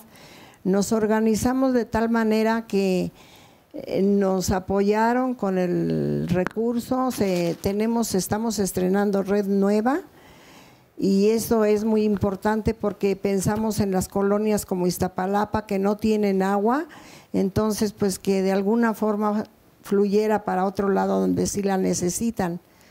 Nos cuentan que además ustedes les llega tanto del Lerma, ¿no?, como del Cutzamala, y entonces ahí fue donde se ayudaron. A ver, don Antonio, le doy el micrófono, pégueselo bien. No. Cuéntenos el otro problema, porque también ahí han tenido muy fuertes los temblores y demás. Bueno, sí. Sí, está sonando bien. Adelante, adelante. Sí, el problema, sí, ha habido problemas múltiples. Con el temblor, por ejemplo, del 85 se dañaron muchas tuberías. En este caso, por ejemplo, tenemos una planta de tratamiento de aguas en Tlatelolco. Entonces se surte o digamos limpia el agua de los edificios alrededor, pero se rompió parcialmente. Entonces, de estar produciendo 120 litros por segundo de agua tratada, ahora son solamente 60. Y esta agua no solamente sirve para regar los jardines de Tlatelolco, que son 46 hectáreas, sino que también sirve para regar la Alameda Central, la Alameda de Santa María. Pero ¿y eso no se arregló cuando hicieron esta reparación? Se arregló a medias. Esa son otro tipo de tuberías, ¿no? Porque son las aguas grises, o sea, sirven para regar hasta el Parque España, el Parque México, el casco, aquí mismo, el agua que se bebe aquí en esta zona, el casco Santo Tomás, viene de esa planta.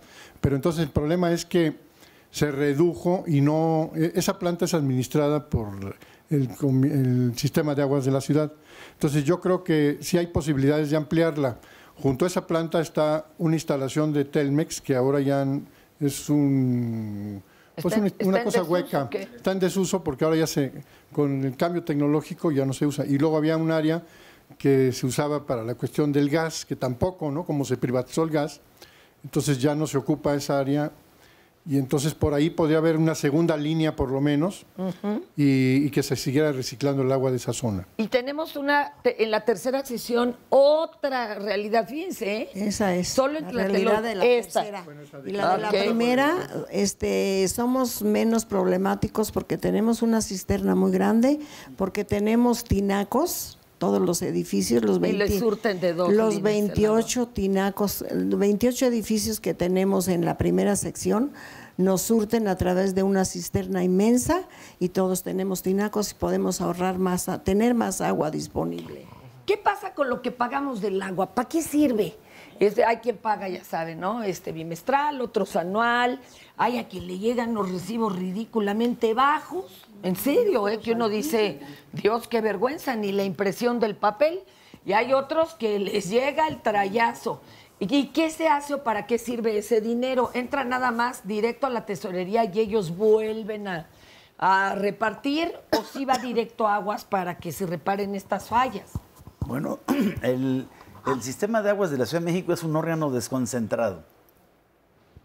Para explicarlo en otros términos, no hay otro sistema operador en el país que sea desconcentrado. Todos son organismos públicos descentralizados con personalidad jurídica y patrimonio propios. Al hablar de patrimonio es que parte de su patrimonio es la cuota del agua, excepto la Ciudad de México. O sea, sí va directo a ustedes. No por eso. Al ser un órgano desconcentrado, no va al sistema de aguas, va a la tesorería. Pero bueno, el costo del agua en la Ciudad de México es el más bajo del país. Por eso, pero les faltaría presupuesto como para poder atender todas estas reparaciones, o ese presupuesto ¿a quién debería de ir? Bueno, nunca hay que pensar en un organismo operador que el usuario tenga que financiar la infraestructura, su mantenimiento, su rehabilitación o su ampliación. La tarifa no, las tarifas de agua están diseñadas en todo el país con un componente de derechos humanos y de financiamiento hacia la clase doméstica.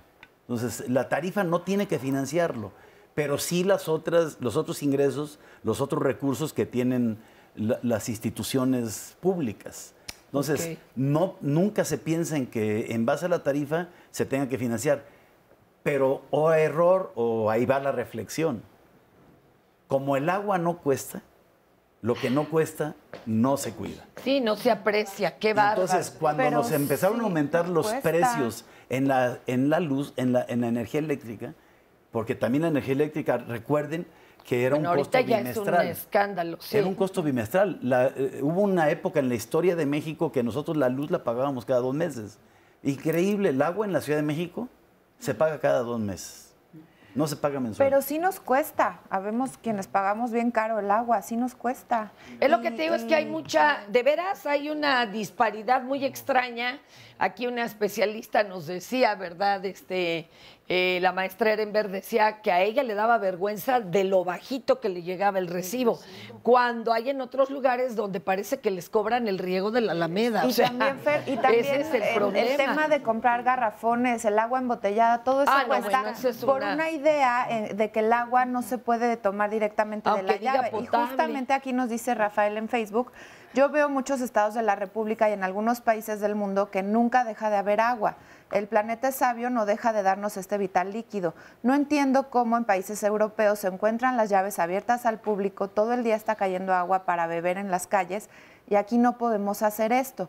Creo que es un problema de administración y de control o pretexto para encarecer su costo. No sabemos aprovechar y captar las aguas pluviales y dice, ahí es donde yo creo que se debe de invertir. ¿Por qué pasa esto? Adelante. Conjuntando este problema, vemos que también el problema del agua es un problema de contaminación del agua, de dónde va a caer el agua. O sea, la lluvia llega, tenemos océanos, o sea, el planeta no es planeta Tierra, es planeta agua.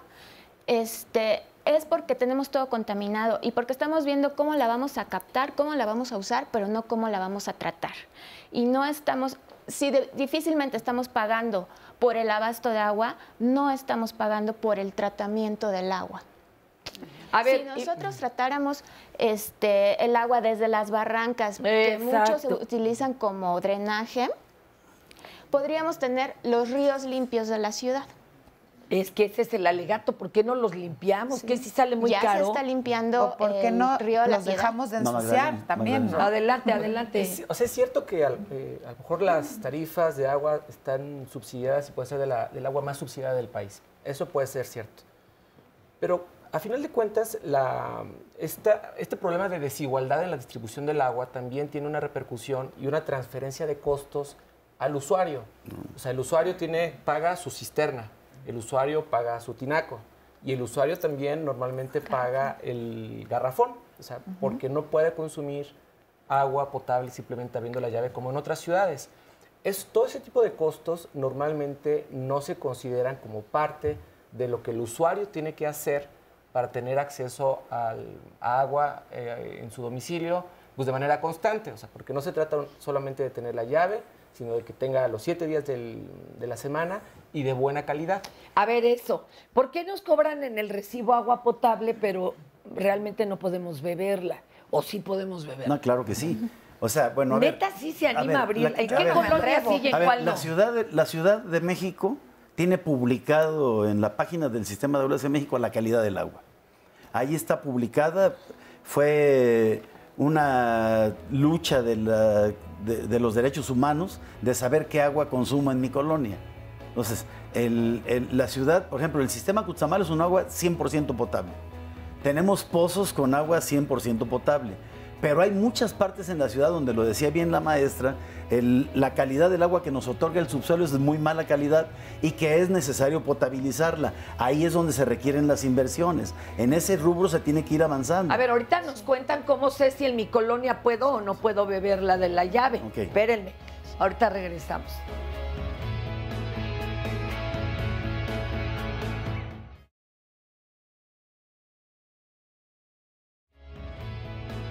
Que la Ciudad de México no fue fundada junto a una fuente de abastecimiento segura. La existencia de los ríos que ahora son las grandes avenidas, Río Churubusco, Río de la Piedad, a diferencia de eso, la Ciudad de México no tenía una fuente de abastecimiento. No podemos decir que le corresponde a la autoridad enfrentar nada más. Es un reto que tenemos que enfrentar todos como sociedad. Sí, se reemplazó esa K invertida por dos líneas que ya ahora también les va a permitir hacer esa reparación. Pero los cortes de agua del sistema Cutzamala son cada vez que hay un periodo, un fin de semana largo. Fue un choque de frente ante la vulnerabilidad hídrica de la ciudad. O sea, a pesar de que más o menos el 70% del agua que se consume en la Ciudad de México todavía es de acuíferos, hay una gran cantidad que viene de fuentes externas.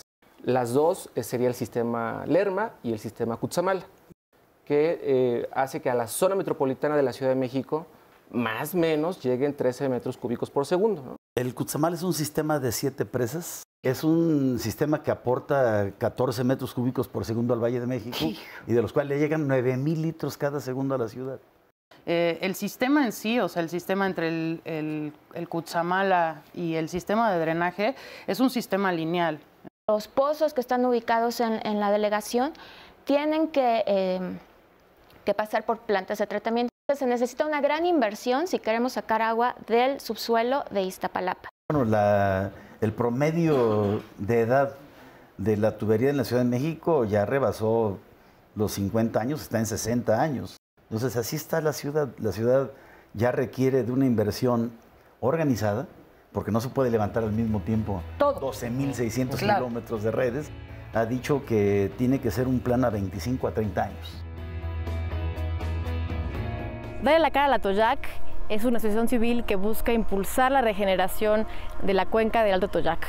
El Atoyac, el río Atoyac y los diferentes ríos que conforman la cuenca son de los más contaminados de México. Realmente la situación es, pues, muy grave, dado que hay empresas, los municipios que no cumplen con la norma, están contaminando de una manera impresionante los cuerpos de agua y luego esa agua se está utilizando para riego, ¿no? Es lo que comemos, pues todos nosotros, es la realidad, ¿no? Entonces la situación es importante en ese sentido, se tiene que resolver porque ya está vinculado con un tema de salud pública. Realmente los cuerpos de agua superficiales están sumamente contaminados, ¿no? La mayoría, o sea, te puedo decir que el 90% de los cuerpos de agua en México están sumamente contaminados. Inclusive cuerpos subterráneos también están siendo contaminados y a la hora del uso, ¿no?, de la distribución de agua también hay una ineficiencia increíble, ¿no? O sea, la gente está sufriendo con la falta de agua y por supuesto pues no hay tratamiento y esto nos está afectando. El recurso más importante para la vida es el recurso que menos está importando a los tomadores de decisiones. Por eso da la cara al Atoyac, pues finalmente existe, pues para dar vida a esto, para que nos demos cuenta que es necesario y que se tiene que dar un buen uso, porque si no, pues el bienestar y la salud de todos los que vivimos aquí, pues está obviamente comprometida. Realmente lo que hacemos es, tenemos diferentes ejes, ¿no? Uno es conciencia, ¿no? Hacer relevante este tema ante autoridades y ciudadanos, ¿no? Que nos demos cuenta que todos nos importa, bueno, a todos nos debería de importar porque estamos conectados. Por otra parte, lo que hacemos es un tema de observatorio ciudadano, en donde a través de mucha relación con la academia estamos generando pues investigación, datos, que finalmente se traduzcan en soluciones, ¿no? Entonces lo que hacemos en eso es generar políticas, agendas de agua, soluciones muy tangibles y viables para la solución del problema, ¿no? Y otra de las cosas que hacemos, por ejemplo, es pues un tema de utilizar los instrumentos jurídicos a nuestro alcance, pues para dar todas las posibilidades a que el río sea respetado y que las normas sean aplicadas, ¿no? Como se debe. Y finalmente, esta es una cuestión de corresponsabilidad, ¿no? O sea, todos los que habitamos aquí en la cuenca del Alto Toyac hemos sido responsables del deterioro, ¿no? Todos desde nuestra casa, empresa, como gobierno, estamos siendo parte de la contaminación. Todos, lo más padre de todo es que todos podemos hacer algo, ¿no? Todos en nuestra casa, en el gobierno, en las empresas podemos hacer algo para mejorar la situación. Y de verdad que en el momento en que logremos recuperar y esto vuelva a ser una cuenca sana, todos vamos a ser beneficiados. A ver, ahorita de aquí se me ocurre, se nos desprende una pregunta de cómo hacer más democrática, ¿no? La distribución del agua, que les toque a todos. Pero por otro lado, estábamos hablando de cómo saber si mi agua, el agua que me llega a mi llave, de veras es o no potable. Bueno, nosotros estamos obligados a publicar la calidad del agua en la ciudad. Y entonces, estaba yo poniendo como ejemplo, cuando hicimos, por recomendación del Programa de Derechos Humanos para la Ciudad de México, la instalación de 450 bebederos públicos. Y esos bebederos públicos se toma el agua directamente de la red. No traen filtro ni nada. Nada, es un bebedero que está el agua tomada de la red, agua que se monitorea, que es de calidad potable. No se hicieron bebederos públicos en donde el agua no está garantizada. Es que ahí está la cosa, pero por eso, ¿cómo sabemos en nuestras colonias? Por eso hay que acudir a la página del sistema de aguas para ver la calidad de agua. No está tan personalizada como por colonia, pero está por área. Por área. Pero tengamos en cuenta esto. El agua de la Ciudad de México no proviene de una sola fuente, lo cual facilitaría su potabilización. Claro. El agua de la Ciudad de México viene de diversas fuentes. Claro. No todas las fuentes son de calidad. No todas las fuentes pueden asegurarnos que sea potable, pero sí apta para consumo humano.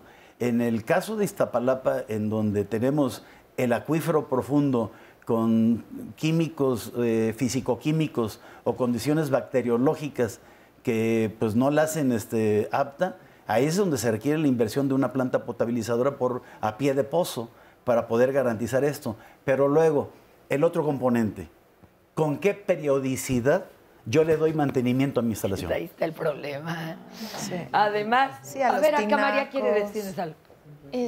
Bueno, si ustedes acuden a la página, a lo mejor no van a encontrar específicamente su colonia. Si tienen una preocupación específica por la calidad del agua en su hogar, pueden reportarlo al sistema de aguas y va a hacer un monitoreo. Nada más que aquí también el sistema de aguas está restringido por capacidad institucional. Yo visité el laboratorio central y solo salen 3 equipos al día para monitorear agua potable, residual y de otros usos. Y entonces hagan las cuentas. ¿Cuántas colonias hay en la Ciudad de México? Bueno, y nada más hay 3 equipos, un monitoreo al día. Sí, es complicado. Eso creo que nos habla de que este aspecto de la calidad del agua, a pesar de los esfuerzos que pueda hacer el sistema, o que ha hecho el sistema de aguas de la Ciudad de México, sigue siendo una tarea pendiente que debe hacerse sí o sí pues, en un corto plazo. ¿Por qué?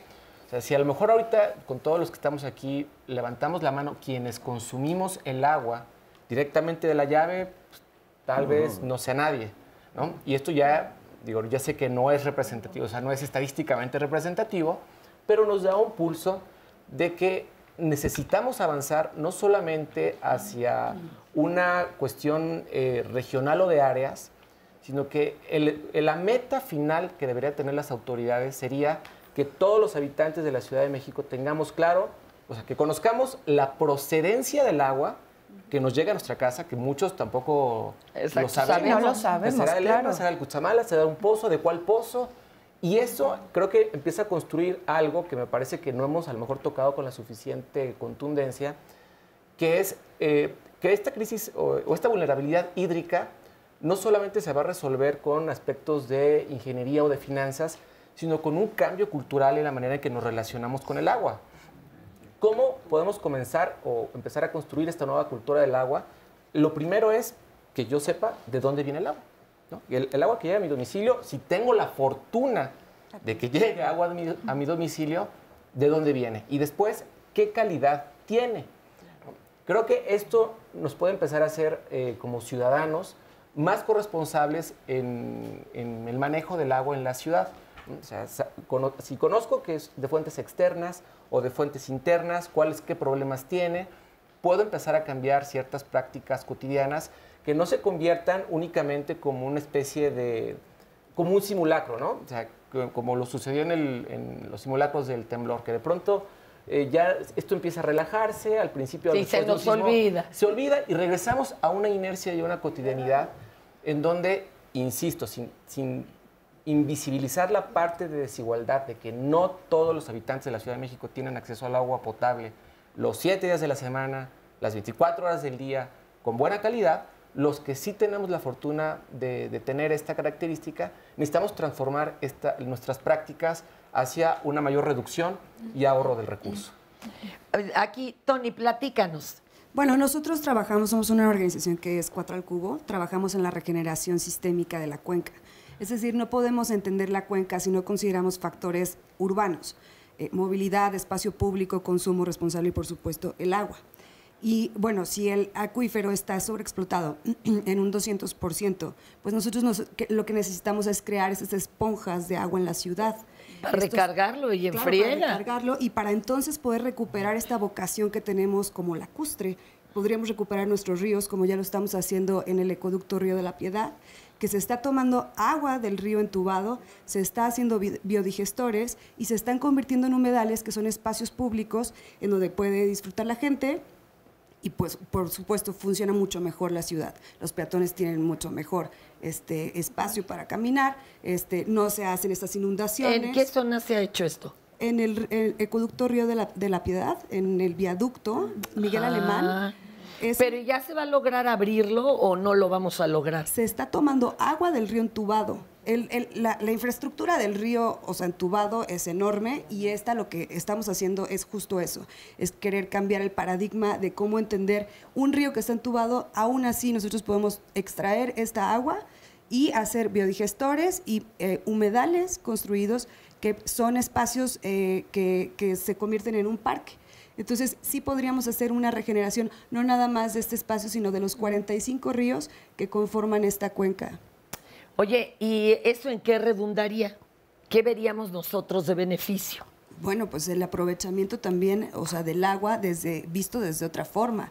O sea, esta cuenca es una cuenca lacustre y que si podemos entonces revivir canales como el río Churubusco, pues por eso decimos, la movilidad es un factor determinante porque se construyeron estas grandes avenidas y se entubaron estos ríos para que pasen los coches, ¿no? Y se deja bajo el agua, que el agua es más bien como lo más importante. Y la ensuciamos. Las grandes ciudades se han construido siempre a un lado del agua, ¿no? Entonces es justo esto, o sea, cómo poder aprovechar. Y si la ciudad está teniendo socavones, está teniendo problemas también, o sea, de escasez, ¿no? De poca infiltración, pues hagamos entonces jardines infiltrantes en toda la ciudad que eviten estas inundaciones y que permitan también tener un mejor espacio público y un mejor funcionamiento para la movilidad, para los automóviles, que al final, bueno, pues es solamente el 15% de la población tiene automóviles y todos los demás somos peatones y eso tendría que mejorar también, pero es todo con una visión sistémica, no podemos tomarlo nada más. El agua, pues el río Churubusco tiene memoria, el agua tiene memoria, entonces por supuesto que se va a seguir inundando y si no entendemos estas dinámicas y las integramos dentro de un espacio para que la gente pueda también vivir mejor y también se pueda aprovechar pues la ciudad de otra forma, pues estamos condenados a estar siempre inundados con escasez y un mal funcionamiento.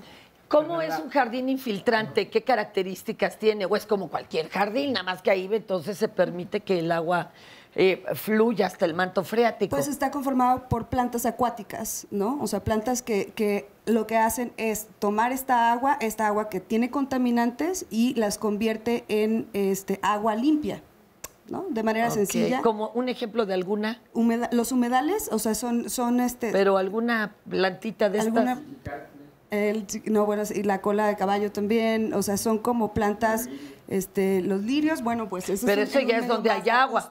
Sí, claro. Pero hay en la calle, en las banquetas, en otros países hay banquetas que tienen estas macetas que son vivas y estos están llenos de plantas y estas plantas lo que hacen es absorber el agua y convertirlas en oxígeno y crean un hábitat, microhábitats que pueden reproducirse en toda la ciudad. Wow, qué interesante. Adelante. Sí, creo que es una de las tareas pendientes, no solamente del gobierno local, sino del gobierno federal, que es la restauración de cuerpos de agua superficial, o sea, ríos urbanos, lagos, lagunas, cuyos beneficios son multiobjetivos, o más bien tiene beneficios en muchas dimensiones. Hídricos, porque mejoras la calidad del agua de ese cuerpo, que puede potencialmente incorporarse a un sistema de abasto urbano. Puede también consistir en cuerpos receptores de agua pluvial que mitigan las inundaciones en la zona.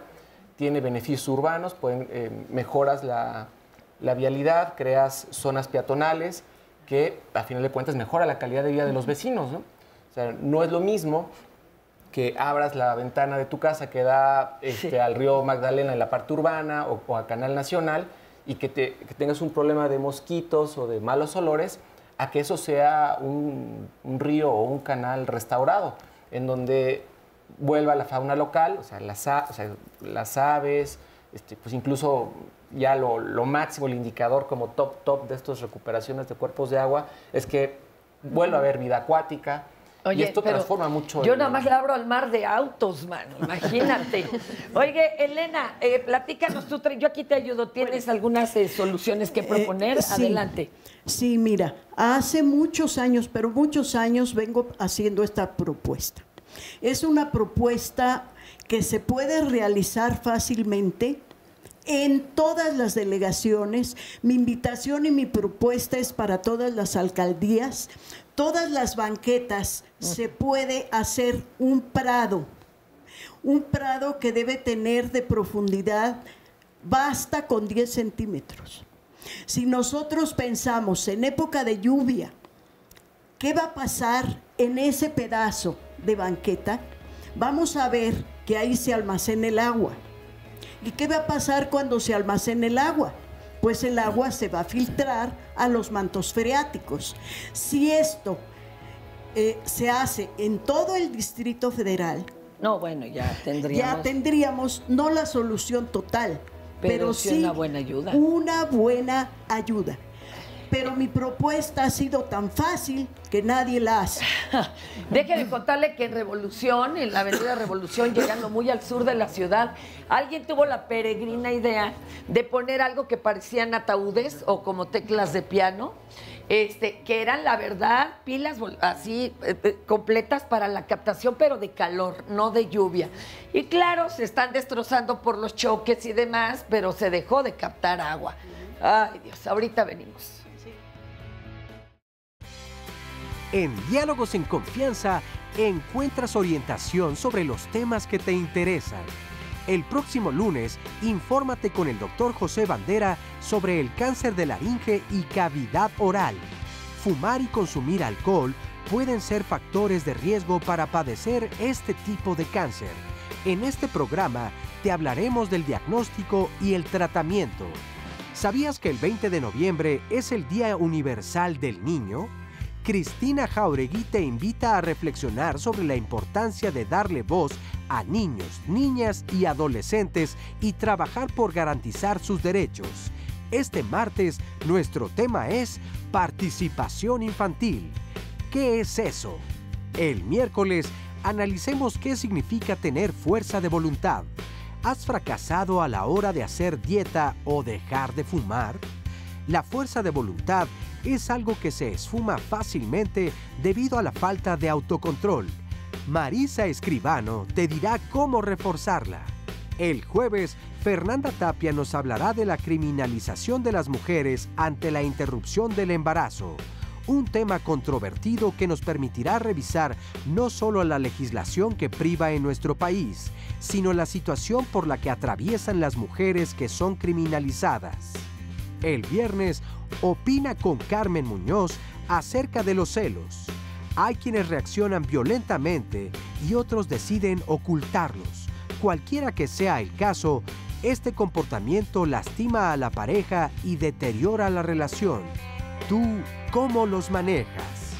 Si quieres asistir a alguno de los programas, puedes llamarnos al 5341 4435 o bien escribirnos a las redes sociales.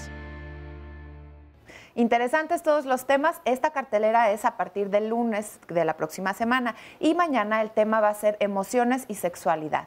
Y hay una palabra, una forma de abreviar las 5 principales emociones de los seres humanos, que es MATEA. Se refiere a miedo, alegría, tristeza, enojo y amor. Estas emociones son parte de nosotros, convivimos con ellas todos los días y por supuesto que influyen en nuestro comportamiento sexual, en nuestras relaciones sexuales, en la forma en cómo nos comunicamos con la pareja y por eso es importante pues conocer cómo nos sentimos, poder nombrar nuestras emociones y poderlas entender, poder conocernos a nosotros para poder estar en un mejor contacto y convivencia con el otro.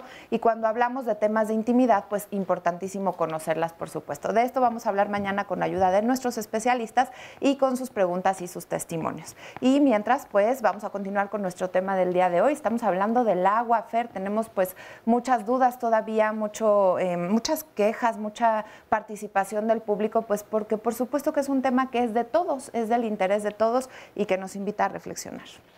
Y es de todos, pero bueno, vamos a ver. Vamos a ver, perdón, la siguiente cápsula. Sistema Integral de Reciclaje de Desechos Orgánicos. Tiene una marca registrada que es CIRDO. Y en realidad lo que es una chinampa moderna. O sea, nosotros estamos modernizando el principio etnobiológico de la chinampa. ¿Por qué? Porque eso te permite tener el sistema de tratamiento tanto de aguas negras como de aguas jabonosas, como de desecho orgánico de cocina y de jardín, te permite tenerlo al lado de tu casa sin ningún mal olor. Esa es la primera cosa importante, ¿no? Porque es importante que la gente asuma la responsabilidad de sus propios desechos, ¿sí? Y eso no pasa cuando viene un camión y se lleva tu basura, o vienen las pipas y se llevan el agua y tú ni sabes qué pasó con ella, ni a dónde fue, ni si contaminó. Entonces, el principal objetivo de nuestro proyecto es traer al interior de la zona habitacional la solución de ese problema, ¿no? Yo tengo instalado en Mazunte, en la costa de Oaxaca, un sistema en donde se tratan las aguas negras y se tratan las aguas grises y se recupera una gran cantidad que sirve para regar el jardín. Como en todos lados, la escasez de agua es muy grande y esto es formidable, poder sentir que no estás desperdiciando nada. Todo el agua que usamos para usar los WCs o los water closets se contamina terriblemente, ¿ves? Y si la mezclamos con el agua de los fregaderos, de la regadera, etcétera, pues estás contaminando 250 litros por persona por día. ¿Cierto? Y una vez que esté mezclada con la materia fecal, ya esa contaminación ya es exponencialmente mayor cada hora que pasa, ¿ves? Entonces, lo primero es separar aguas grises de aguas negras y el agua negra, utilizar esa materia fecal como inóculo para descomponer el desecho orgánico sólido de jardín y de cocina, ¿no? De esa manera cerramos un ciclo, reciclamos el 70% del agua que usamos, ¿verdad?, en nuestro propio medio ambiente. Yo tengo 25 años viviendo aquí con este sistema desde un principio. La verdad, para mí fue un atractivo vivir aquí con este tipo de sistema que hizo la doctora Mena, y el día a día resulta algo muy cómodo, ya estamos muy acostumbrados. El fertilizante que sacamos de nuestra basura orgánica, lo vendemos, ya se va a comercializar dentro de poco. También las aguas grises las sacamos todos los días, llueva o no, para que no se estanque. Ahorita sí está funcionando bien, y aquí aparte en esta área de Tepepan no hay drenaje, entonces o tienen fosas sépticas, y esta es una opción bastante mejor que una fosa séptica. Esto es real, esto llevamos 34 años haciéndolo. Tenemos soluciones que son accesibles económicamente, no son terriblemente caras, tampoco son gratis, no, pero sí son accesibles, y creemos que es fundamental porque el agua es vital y se está acabando, y es muy grave lo que puede pasar. La de costales de composta, ¿qué es eso que le llamaban ellos el fertilizante? Maravilloso, ¿eh? Maravilloso, ojalá se pudiera poner en uso, aunque sea pues ahora sí de a pie, ¿no? Nosotros, sin tener que estar pidiendo el recurso. Mi querido José, platícanos, tú traes algunas propuestas. Yo te detengo aquí para que estés más cómodo el micrófono, cuéntanos. Lo primero, el agua, la salud, el amor son los tesoros más grandes, más valiosos que el oro y la plata. El agua de lluvia es la más pura, según los científicos, y no se contamina tan fácilmente cayendo la lluvia. Con 25 metros que utilizáramos de la azotea, bastaría para vivir un mes.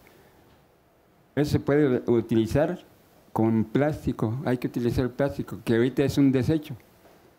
El 40% que va al agua se desperdicia, va al drenaje, fugas, lo traen del río Cutzamala. Aquí en México tenemos el agua suficiente para vivir. La delegación Coyoacán, Álvaro Obregón y Xochimilco son los más ricos en agua. ¿Y cómo es posible que nosotros en la delegación, en Los Pedregales, que es una parte de la delegación de Coyoacán, tenemos como 28 pozos y no tenemos agua? Eso es increíble. ¿Por qué, maestro? ¿Qué pasa? ¿El agua de un pozo no se va directamente a los pobladores de esa área? Ahí sí, ahí sí. Pero usted dice que no tienen agua. Pues por el que la concesiona, nada más por eso. ¿O qué será? No, ¿qué pasa ahí? A ver, cuéntenos, don A ver, la zona de Los Pedregales en Coyoacán es una zona que se abastece con pozos y se complementa con agua del sistema Cutzamala. Entonces, ahí hay una zona que tiene tandeo, pero porque el problema es el punto que están alejados de la red. El agua no alcanza para la concentración.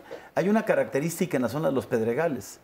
Cuando se creó, cuando se funda la zona de Los Pedregales, vivía el padre de familia y la esposa. Y hoy en Los Pedregales viven los hijos, los nietos en una misma concentración. O sea, ha sido exponencial el crecimiento en muchas zonas de la ciudad.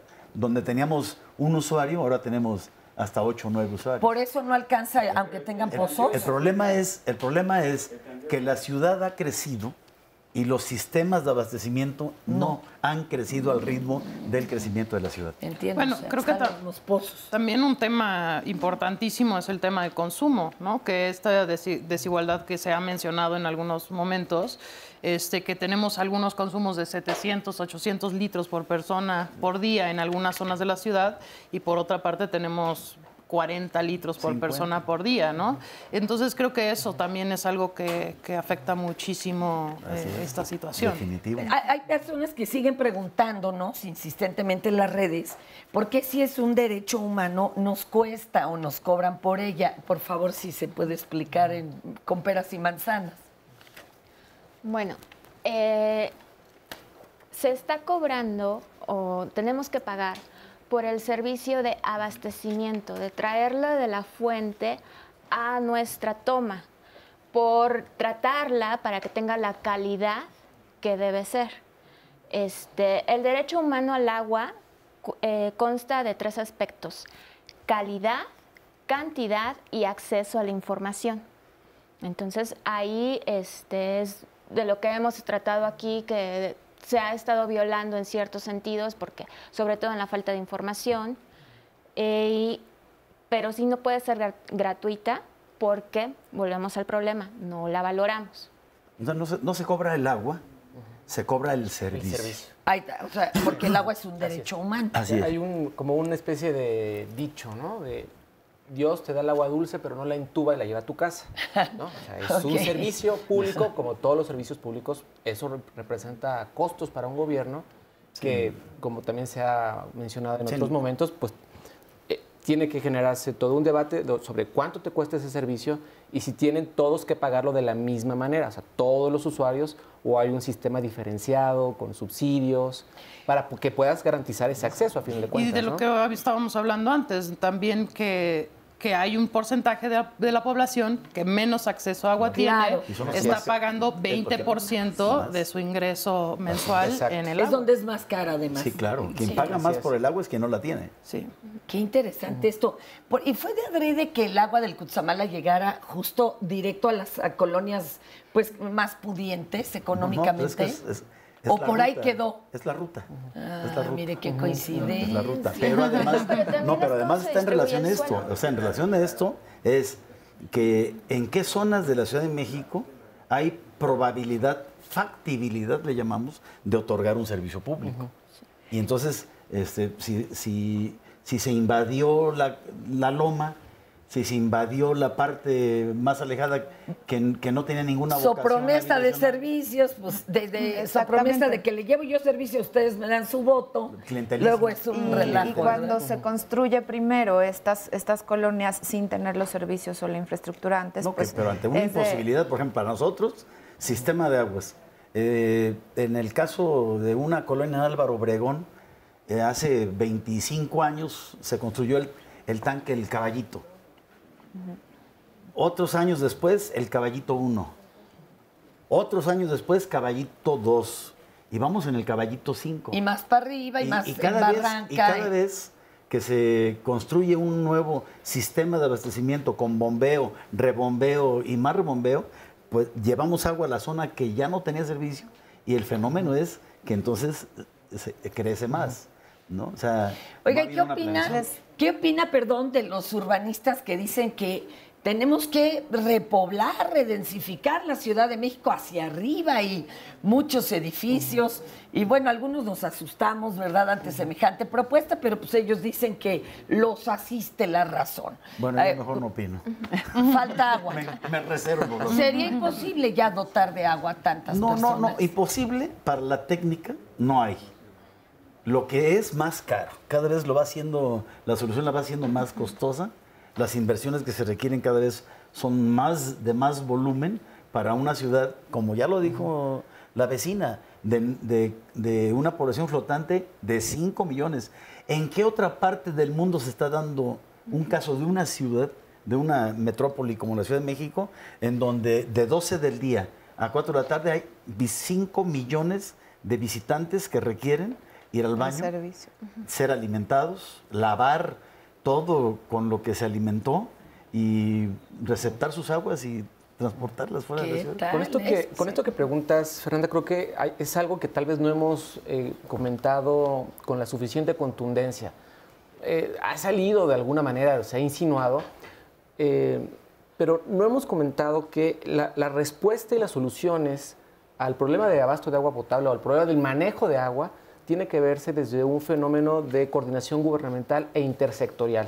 O sea, no podemos únicamente pensar el servicio de agua en sí mismo sin vincularlo con las acciones que hace el gobierno en suelo de conservación, sin las acciones que hace el gobierno en el desarrollo urbano. En esta pregunta que haces es muy notorio que gran parte de la oposición vecinal a estos procesos de redensificación urbana de pronto se han desplegado a partir de ya no hay agua, ¿no? Creció la colonia y ya no tenemos agua. Entonces, hay como un problema, hay como estas dos profundas paradojas que constituyen todo un reto para poderlo resolver, no solamente el gobierno, sino también a la sociedad civil organizada. Por un lado, pues una metrópoli de 18 millones de habitantes, en sí misma, ¿eso es algo sostenible? Bueno, ya es un problema de fondo, ¿no? Y échele los 5 de visita, pues está pero muy canijo. ¿Querías decirnos algo, Mari? Sí, el tema de la intensificación urbana, visto desde el tema del agua, es importante para que no sigamos invadiendo el suelo de conservación, que va a permitir que se infiltre el agua de lluvia. Entonces, si seguimos pavimentando hacia afuera, pues menos vamos a tener agua. Ahora, si vamos a intensificar, necesitamos garantizar, controlar la demanda, disminuir la demanda, porque la oferta es fija. La oferta de agua no ha podido aumentar. Ajá. Entonces, el problema que tenemos es que con estas nuevas edificaciones no se está garantizando el ahorro de agua. Ya por ley hay una captación pluvial, pero no es suficiente, porque también volvemos al tema cultural. La mentalidad del ciudadano que vive en un departamento que tiene cisterna, hidromotor, tinacos y que no percibe la escasez de agua. Es que ahí está la cosa. Y también el otro tema que quedaría pendiente es la contaminación del agua, porque también aquí, como nos dice Ignacio, es importante entender y educarnos en respetar ríos y presas y el uso que le damos al agua. Bueno, y los jabones que usamos y la cantidad de estos. O sea, hay mucho que pensarle, pero también no solo pidamos que se hagan grandes obras, hay que empezar de a pie. Desde casa. Nuestra cantidad de uso y nuestra conciencia. Muchísimas gracias. Gracias a nuestro público y gracias a ustedes por habernos sintonizado. Les digo, tarea, nos quedan horrores. Muchísimas gracias.